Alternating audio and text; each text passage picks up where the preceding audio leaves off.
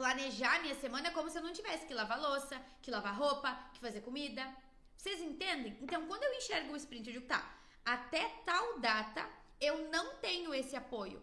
Ou, a partir de tal data eu vou ter, ou etc., eu consigo ajustar as minhas expectativas. E se eu sei que sou eu que lavo louça, sou eu que lavo roupa, sou eu que cozinho, eu sei que eu não vou ter tanta disponibilidade assim. Eu sei que, sei lá, a minha unha não vai durar tantos dias, sei lá.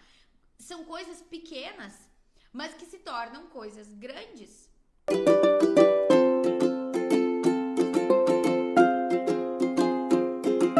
Porque o aniversário, ele é externo, ele vai acontecer? Mas o que vai ser feito, quando vai ser feito, como vai ser feito, é definido por nós, líderes dos projetos. Lançamento de uma novidade. Agora eu decidi que amanhã, 19 de novembro, dia do empreendedorismo feminino, nós vamos abrir vagas para a comunidade. Amanhã é um dia totalmente atípico, porque nós estamos no lançamento de uma novidade. Se vocês forem olhar os meus stories no meu Instagram, nos últimos 20 e poucos dias, sprint prévio disso. Passou isso, foco total no Produto Oscar. Então, assim, esses são conceitos de sprints que a gente tem que saber balizar. Por quê? Porque até uma semana a prioridade é essa, depois na outra semana a prioridade é aquela. E isso é uma visão sequencial, que é base da gestão de projetos. Nós não podemos colocar tudo num balde e sortear o que vem primeiro. Não é assim que funciona o planejamento. Prioridade não tem plural, não existe prioridades. A cada sprint eu vou definindo uma prioridade. Exemplo do meu dia de hoje. 9 horas tem aula. Então, das 8 às 9, que é geralmente o horário que eu chego aqui no escritório, quando eu tenho aula às 9 eu chego às 8, a prioridade absoluta é deixar tudo andando para a aula fluir. Essa é a prioridade absoluta. Quer dizer que essa é a coisa mais importante do dia? Do dia todo eu não sei. Ela é a primeira coisa. Porque dentro de todos os meus projetos, neste momento de vida, a empresa é a prioridade. E dentro da empresa, a comunidade é a prioridade. Então, assim, conceitualmente, vai se formando o que vem primeiro. Agora, dizer que preparar o YouTube é a coisa mais importante que eu faço no meu dia? Não. Aquele dia, por exemplo, que a gente não teve internet, a gente fez aula pelo Meet, tudo certo. Então, isso exclusivamente não é mais importante que o restante. Mas nessa uma hora, nada é mais importante do que isso. Porque todo o restante pode ser feito depois. E aí entram os conceitos de balizadores, que vocês já conhecem e tudo mais. Então, quando eu entendo o sprint, eu entendo a prioridade. Eu entendo que agora é isso. E aí depois eu vou para outra coisa.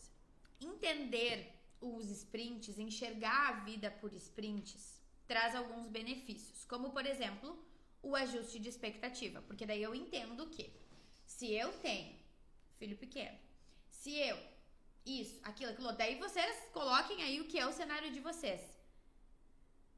Estou neste contexto? Eu preciso ter expectativas alinhadas a este contexto, não a qualquer outro. Olha, não precisa ser agora.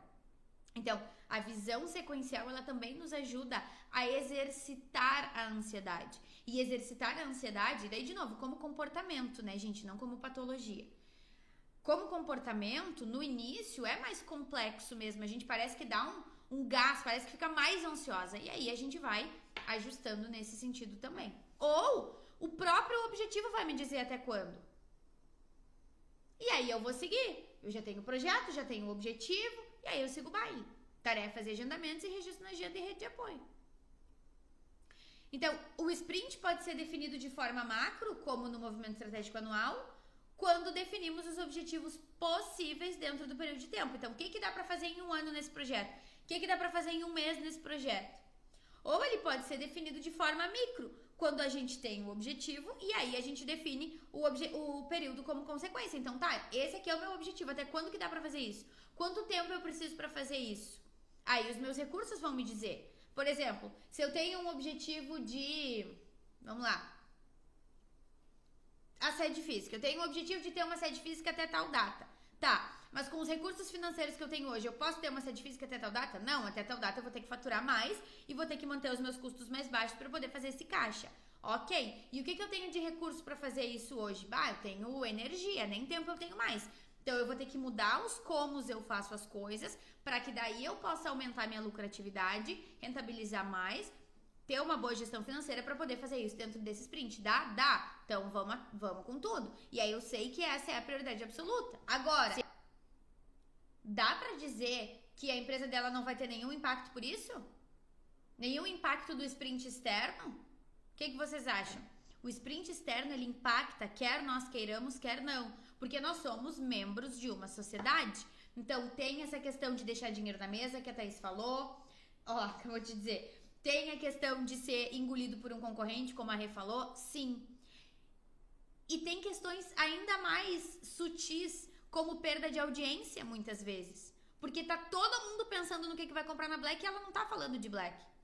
Tem também uma questão de com quem que ela vai se conectar. Porque daqui a pouco ela pode ir lá e fazer um super reels explicando por que ela não vai entrar na Black e se conectar com pessoas que concordam com ela. Só que talvez ela também possa fechar uma porta para um cliente que esteja sim esperando a Black, esteja querendo saber o que ela vai fazer. Ah, não vai fazer nada, então vou comprar com outro que faça. Ah, mas esse não é o cliente que eu quero? Daí é outra discussão. Mas o ponto é que fazer ou não fazer uma coisa que é balizada por um sprint externo vai ter impacto de qualquer forma. Pode ter um impacto bom ou pode ter um impacto ruim.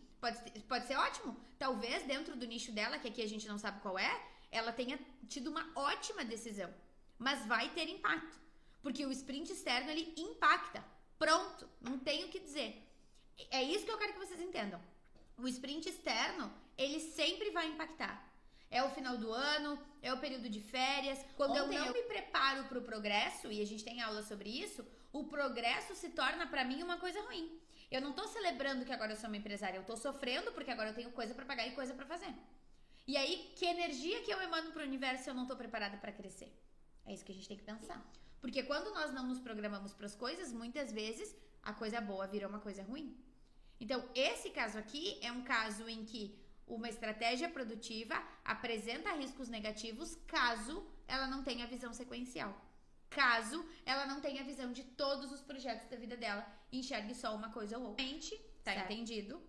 De qualquer forma, é responsabilidade do líder do projeto, nós, conhecer profundamente o que é esperado do sprint e do líder e do projeto em cada desses sprints, em cada um deles, para potencializar riscos positivos. Então, talvez eu possa aumentar o meu planejamento, meu faturamento, minha autoridade, etc.